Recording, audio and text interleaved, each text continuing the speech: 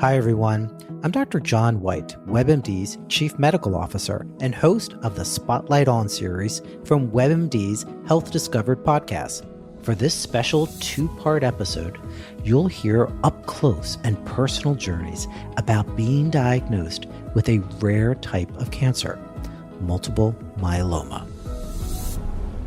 He looked at me. I have been his patient for more than 20 years. And he said, "This is really strange. You're an African American, age 57. I've never seen this before." This back pain that you're continually having with no signs of osteoporosis. No signs, exactly. And I didn't have any signs of osteoporosis in my family history. Listen to Health Discovered on the iHeartRadio app or wherever you get your podcasts.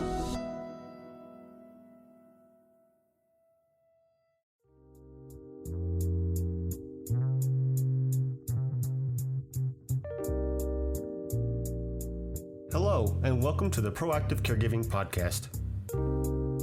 As a CPA with over 20 years as an industry accountant, Jessica stepped away from the corporate world to become a full-time caregiver for her mother. Having learned invaluable lessons along the way, she is now here to share those with you and to invite you to join her on this caregiver's journey. Here is your host, Jessica Cannon. Hello, everybody. I'm glad you're here with me today. I am the Proactive Caregiver, and I specialize in educating others on how to be proactive by empowering you, the caregiver. Because if you cannot take care of yourself, then you cannot take care of your loved one. So today I wanted to talk to you about caregiver failure. More so, what it feels like when we hit that wall. And I think we all eventually hit that wall. Because sometimes our loved ones protest in such a way, it's to show us that they are still in control. They're still grasping to some form of independence. And other times our loved ones, they're experiencing pain, which can make them feel helpless. And accepting care can actually create that sense of hopeless reality for them. As caregivers, we step in with hopes to better their situation and give them a sense of relief. But when we do things against their wishes, occasionally, sometimes it has to happen that way, even when it's from a place of concern for their well-being, they might end up feeling violated. That type of response is not intended, but it's typical when our loved ones are experiencing anosognosia or dementia. That's a word that I'm learning to become a lot more comfortable with and understanding. Anosognosia, also known as lack of insight. This is a condition of severe mental illness.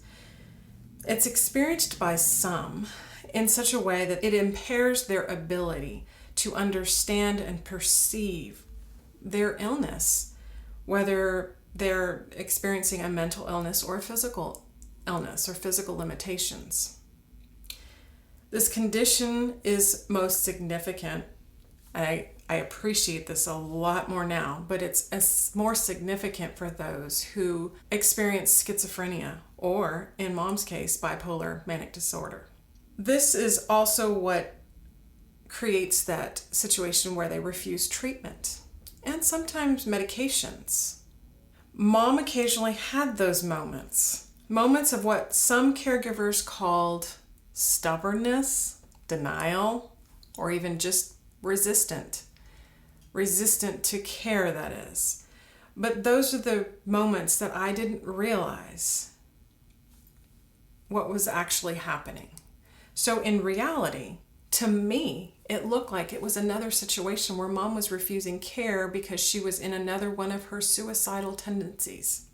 The more she refused medications, the more we were challenged to find new ways to convince her to take them or even trick her on occasions. Because where do we draw the line of when we care and when we choose not to care?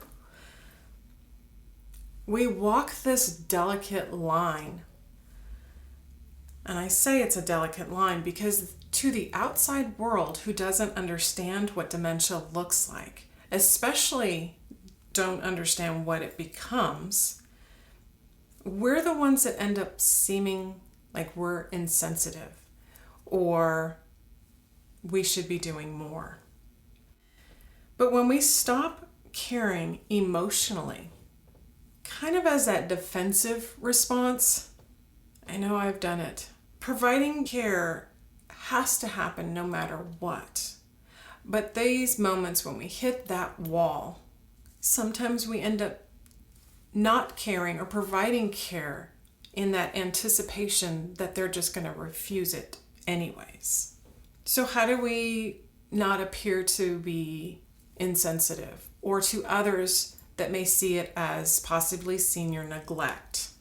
Because no matter how many times I tried to tell myself, how would I respond? How would I act if I was in mom's position? I couldn't reconcile this because I still felt like in the moment as mom's caregiver that I was failing from time to time, especially when she was refusing my care.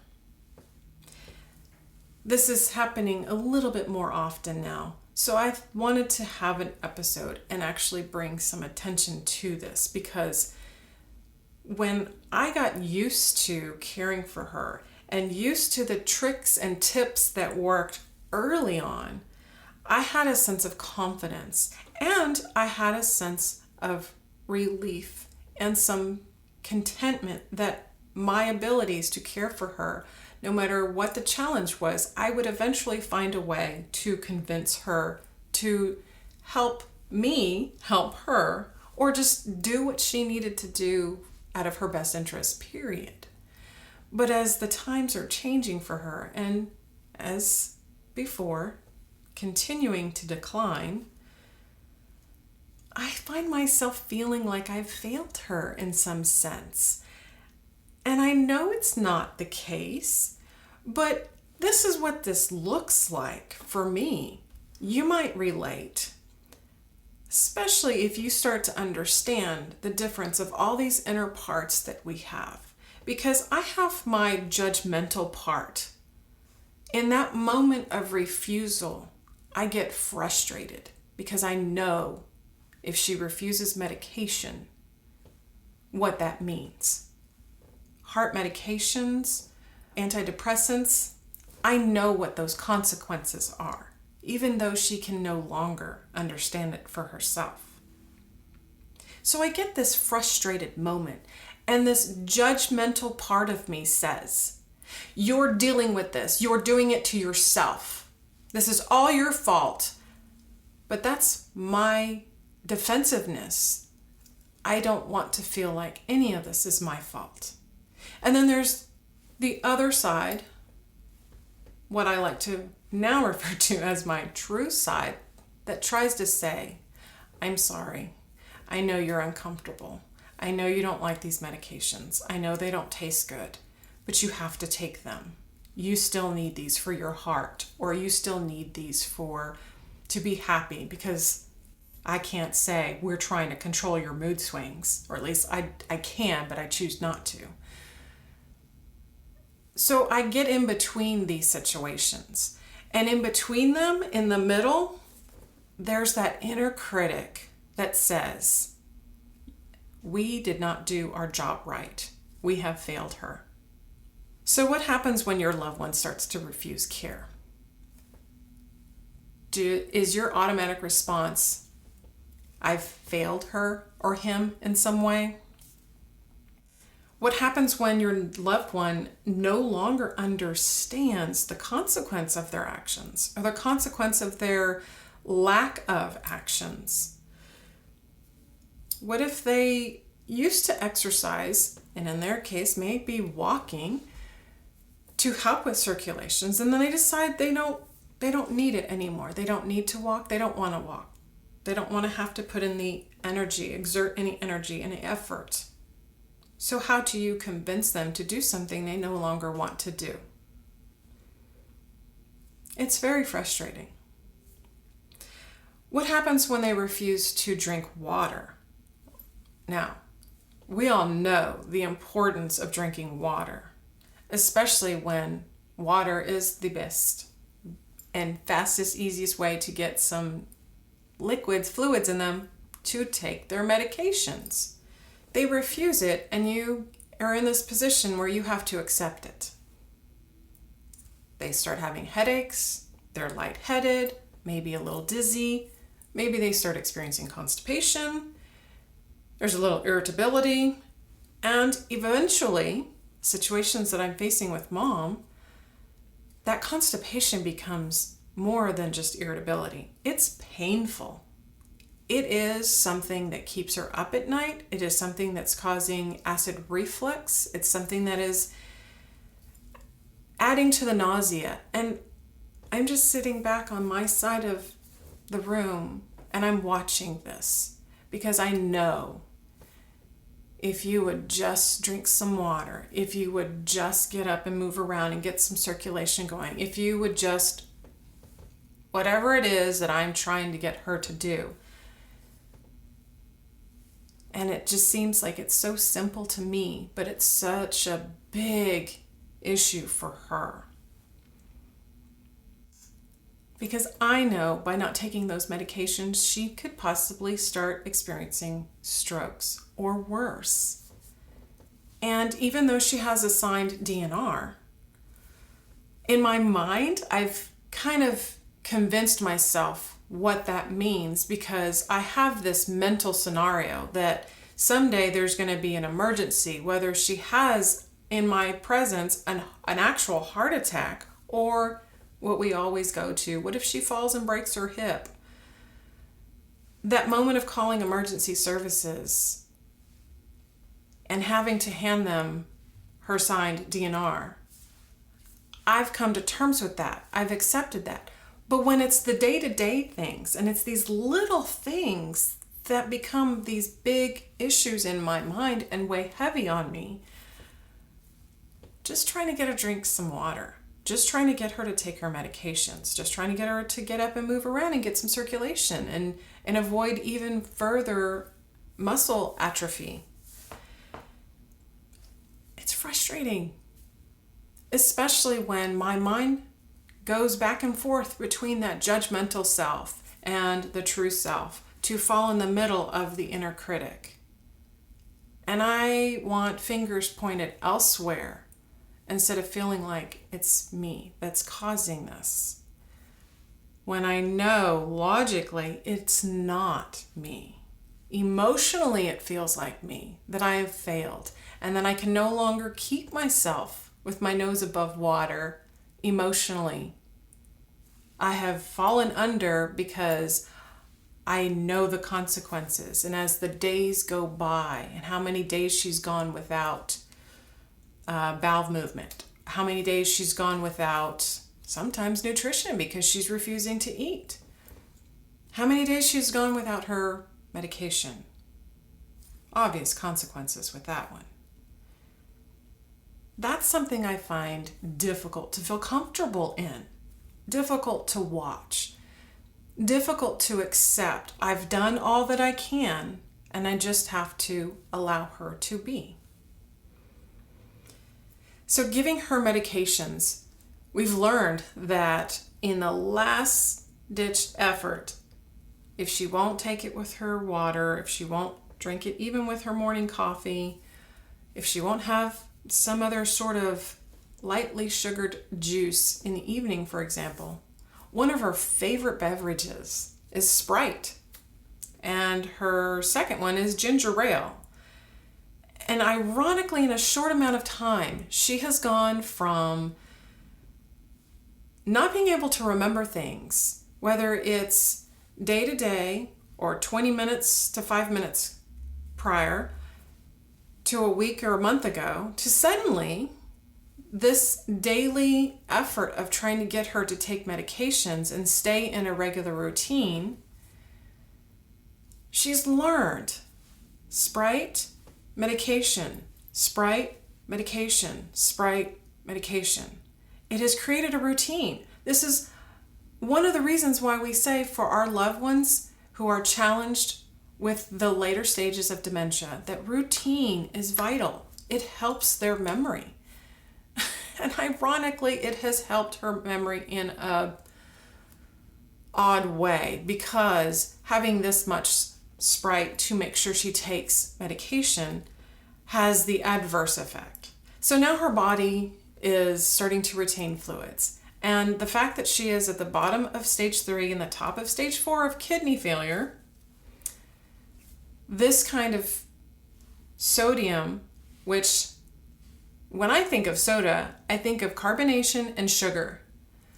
But just by looking at the contents in this can of soda, the small ones, mind you, that it has 40 milligrams of sodium per can. And she might be getting 1 or 2 cans a day. Doesn't sound like a lot, but for someone who has congestive heart failure and is in kidney failure as well, that's a lot of sodium. So going through this idea and having to understand it's time to take away the soda. We need to withhold the soda. We need to withhold the fluids. We need to allow her body some time to get rid of the fluids that's already retaining. Because now we're stuck with, do we give her more medication?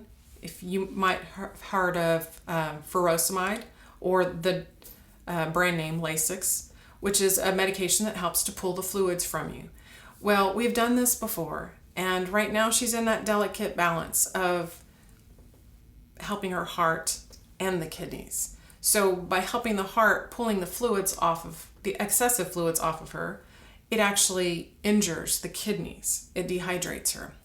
So we can't give her all this soda. So we stopped giving her soda for some time, but it was long enough that she realized, I'm not getting Sprite anymore. And if I'm not getting Sprite anymore, I'm not taking my medication.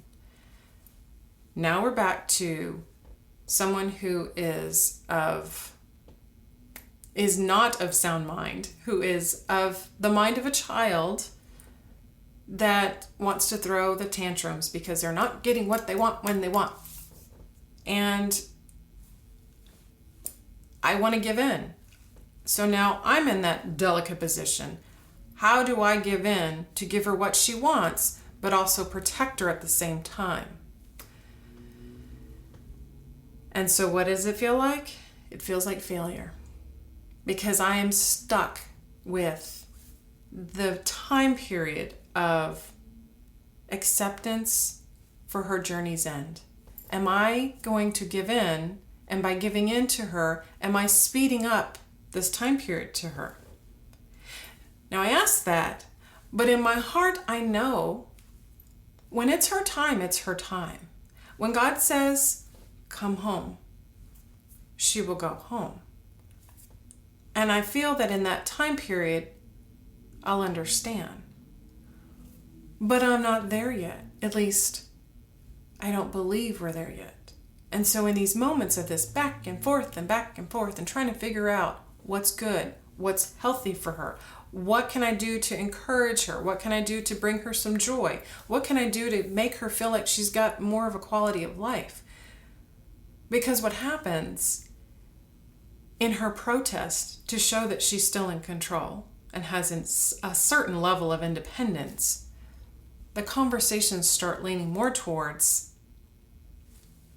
why prolong life? We're all going to die eventually. The end is inevitable, so why prolong it? And here go my parts all at once again, because I'm screaming on the inside. What about me? Why am I not enough for you? Why don't you want to live for me? Why don't you see how much I'm trying to do to help you live your life? But then I'm reminded of one of the most important and valuable messages that I learned early on in this journey. This journey is not about me. As much as I want her to be able to appreciate everything that I'm doing for her, everything that her other caregivers are doing for her, it's not about me. It's about creating a safe environment for her. So she has protection and safety and security and love all the way home. So when mom refuses, and she's refusing care, and she's trying to exert this level of control, one day I find a trick that works. The next day, it's not going to work at all. I have to find another one. The next day, I have to find another one. Eventually, by the end of the week, I've run out of tricks. And I'm just frustrated. I'm exhausted. I'm beginning to feel overwhelmed. And I don't know what else to do. And I give in to that idea once again. Have I failed her because I couldn't figure it out? Or am I just fighting the inevitable, like she said?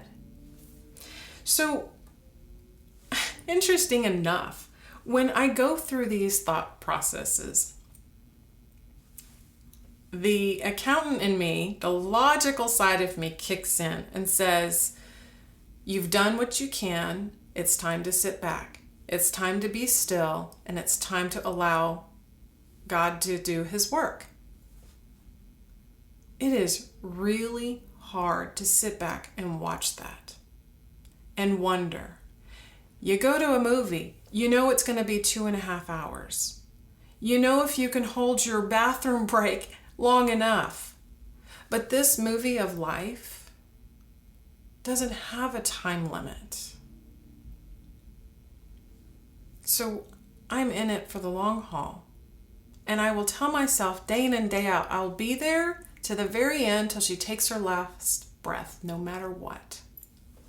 But in that moment of frustration, I find myself looking up going, okay, God, give me an indication. How much longer? I can't watch this. I don't know what to do.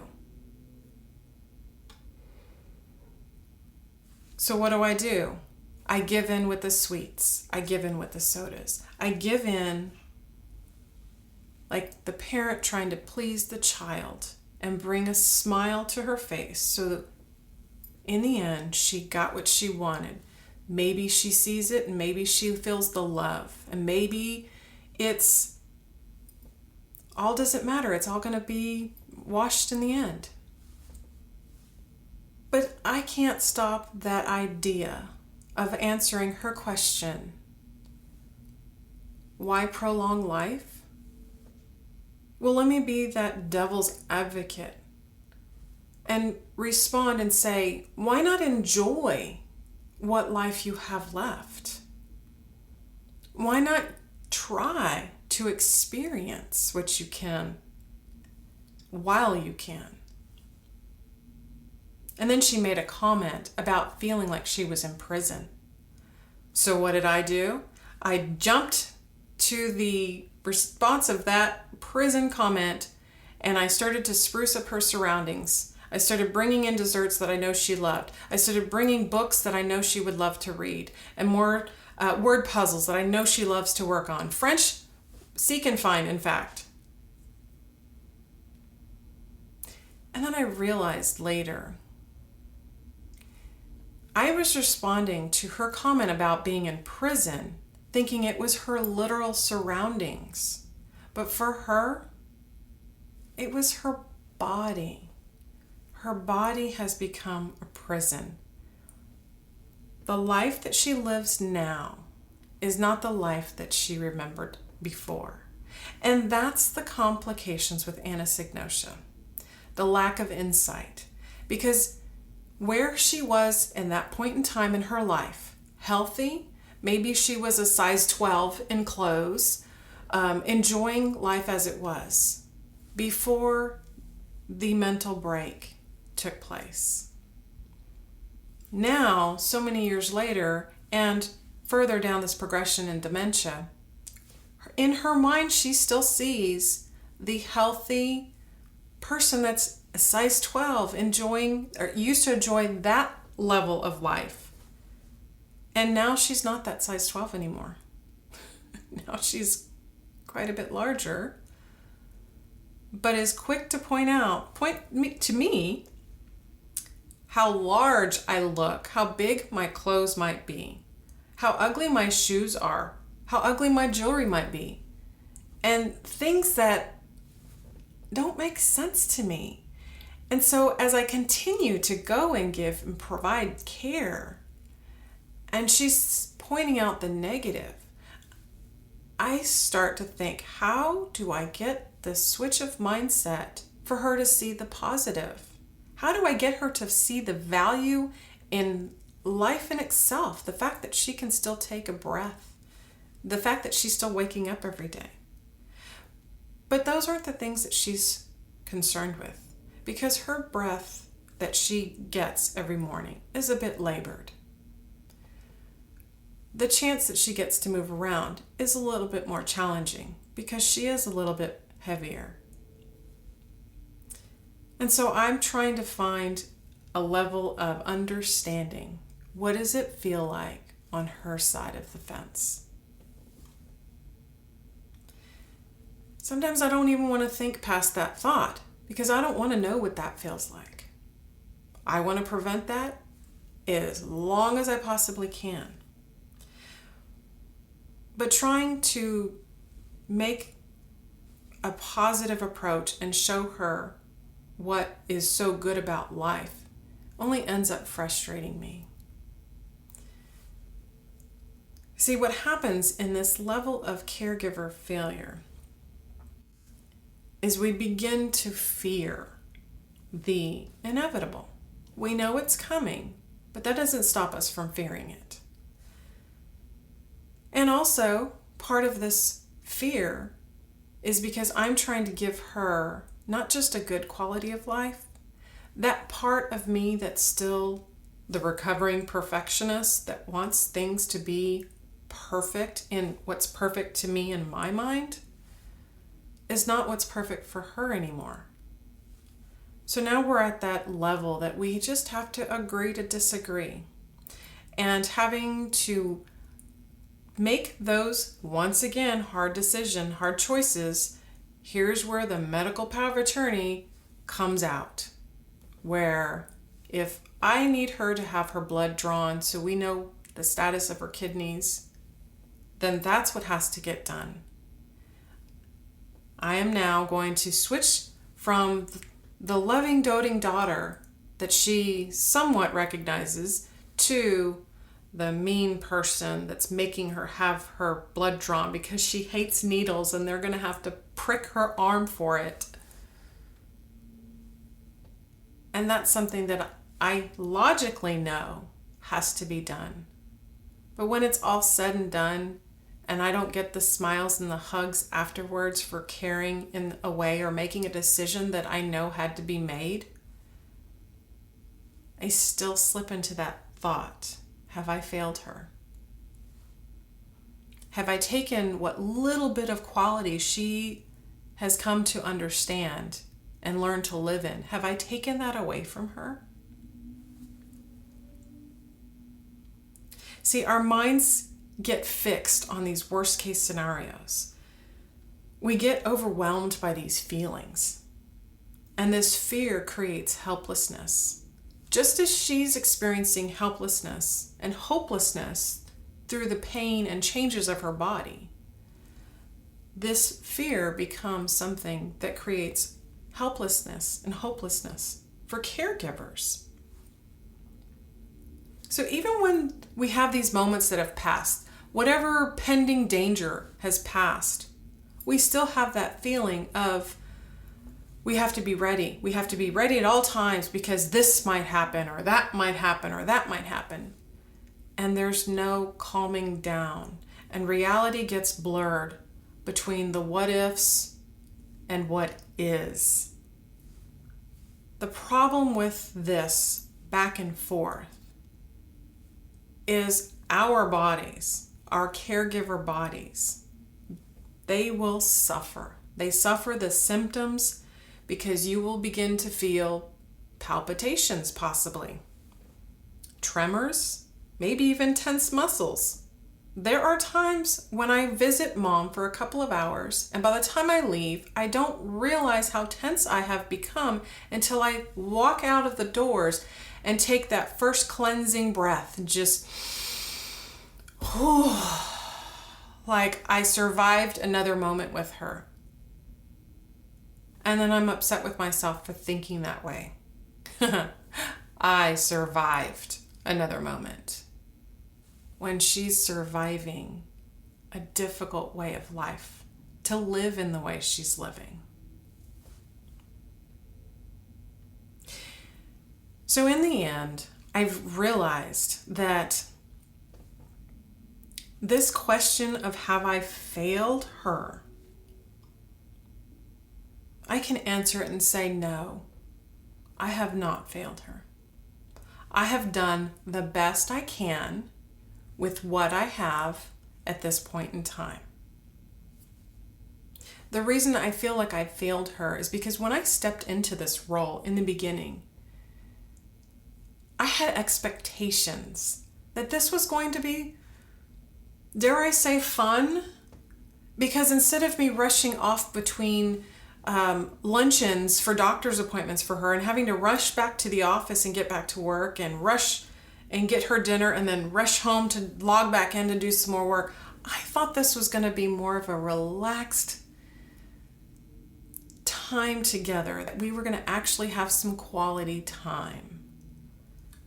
My expectations were different than what reality has become. So deep down inside, I know I haven't failed her. That true self that I know of now knows I have not failed her. Even when my inner critic or my judgmental side or my perfectionist side tries to convince me that I have, I know I haven't. Lowering my expectations for her used to feel like I was doing her an injustice. But now I understand it is a level of acceptance in the grieving process. Accepting what is and not worrying about what if. There is a difference, and if you can sit long enough in that and understand, then I hope this takes away some of your feelings of overwhelm, some of your fear and anxiety of where their journey is headed. Because if you realize this whole process that they're living and existing in, we have no control over this. We may be able to help here and there and do things like bowling, the bowling game of dementia. We can put the bumpers up and we can keep them in this safe environment, but we cannot control this lane that they're on. So if you're feeling like you're struggling with this idea, this emotion of caregiver failure, I want you to consider just a few things. When our loved ones reject care, with all their health issues considered, it may seem like they're in denial.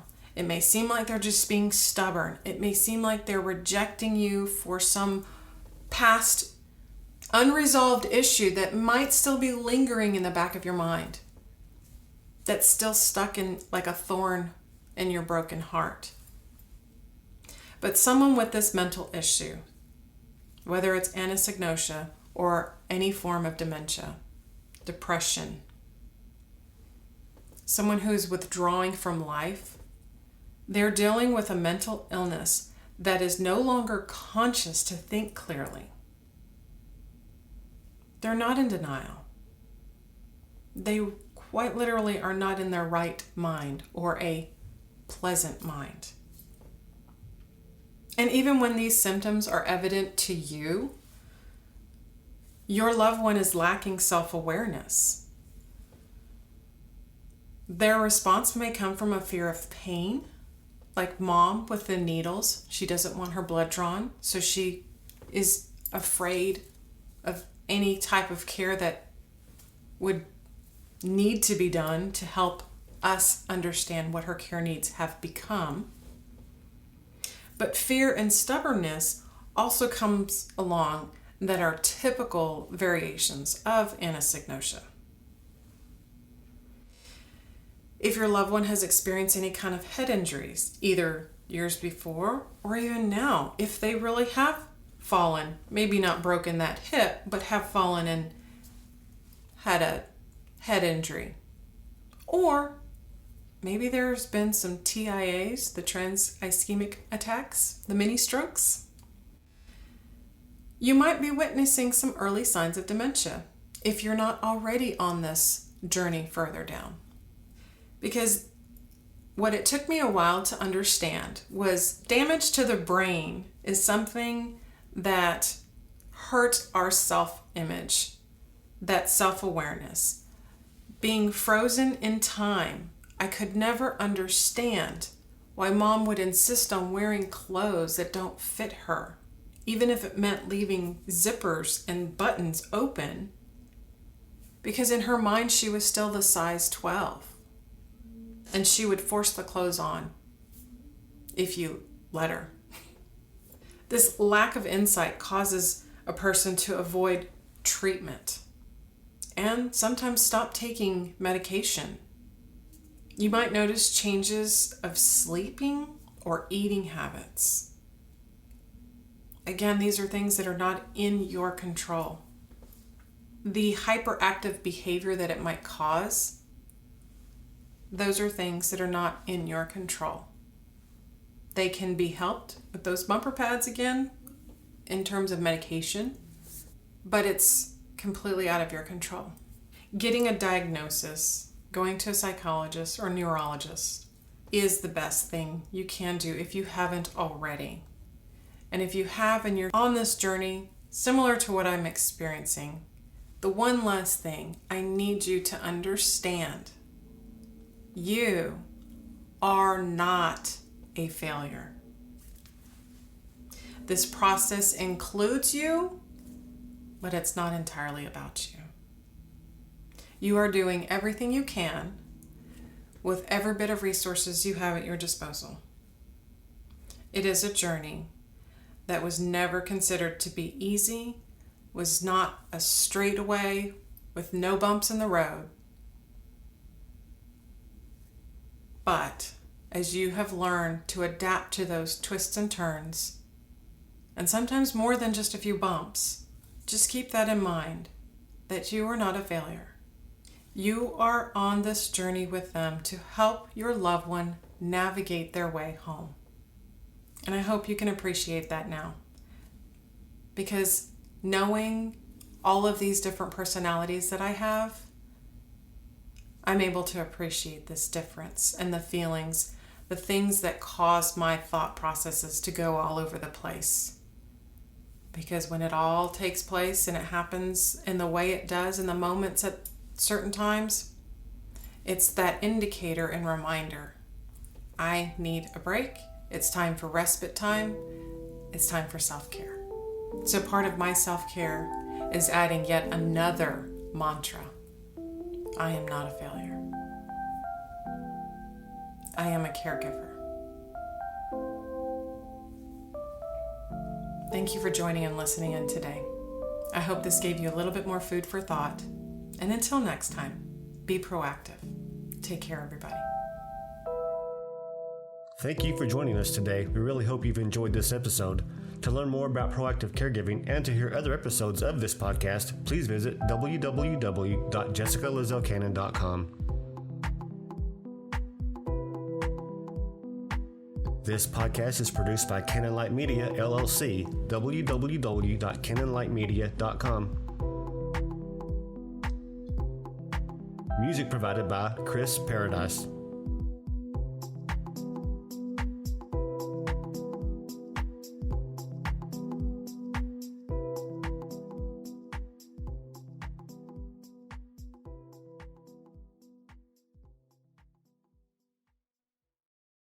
Mary redeemed a $50,000 cash prize playing Chumba Casino this year. I was only playing for fun, so winning this was a dream come true. Chumba Casino is America's #1 social casino experience. It's serious fun. With over 80 casino-style games to choose from, you too could win life-changing amounts of cash. Be like Mary. Log on to ChumbaCasino.com and give them a whirl. That's ChumbaCasino.com. No purchase necessary. Void or prohibited by law. 18+. Terms and conditions apply. See website for details. The voice in the preceding commercial was not the actual voice of a winner.